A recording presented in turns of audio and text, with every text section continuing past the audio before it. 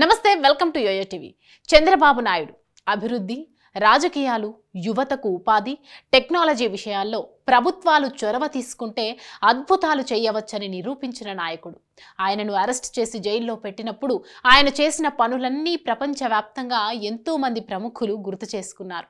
ఆయన సంస్కరణతో ఉద్యోగాలు సాధించుకున్న వారు, కుటుంబాలను బాగు చేసుకున్న వారు ఇదేం కుట్రలని బాధపడ్డారు. సాఫ్ట్వేర్ ఉద్యోగాలున్న ప్రతి మధ్యతరగతి కుటుంబం ఆయన వేసిన పునాదుల్ని, ఆయన పడిన కష్టాన్ని అందరితో పంచుకున్నారు. అది చంద్రబాబు నాయుడు బ్రాండ్. రాజకీయాలంటే ప్రజలకు మేలు చేయడానికేనని నమ్మే లీడర్. ఏదో గాలిలో అభివృద్ధి జరిగిపోయిందని వాదించే వారికి ఓ అహ్మదాబాద్ ఎందుకు ఐటీ హబ్ కాలేదు, ఓ లక్నో ఎందుకు కాలేదు, ఓ కోల్కతా ఎందుకు కాలేదు, ఒక అమృత్సర్ ఎందుకు కాలేదు, ఓ భోపాల్ ఎందుకు కాలేదు, ఓ జైపూర్ ఎందుకు కాలేదు. ఎందుకు కాలేదు అంటే అక్కడ చంద్రబాబు వంటి ముఖ్యమంత్రి లేరు.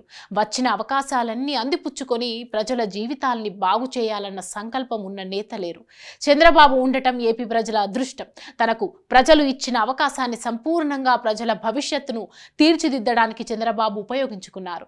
చంద్రబాబు చేసిన కృషికి, ఓ తరం యువత రాత మార్చేందుకు చేసిన ప్రయత్నానికి ఆయనకు ఎంతవరకు రాజకీయ ప్రతిఫలం దక్కిందన్న సంగతిని పక్కన పెడితే ఇప్పుడు ప్రతి చోట ఆయన ముద్ర స్పష్టంగా కనిపిస్తోంది.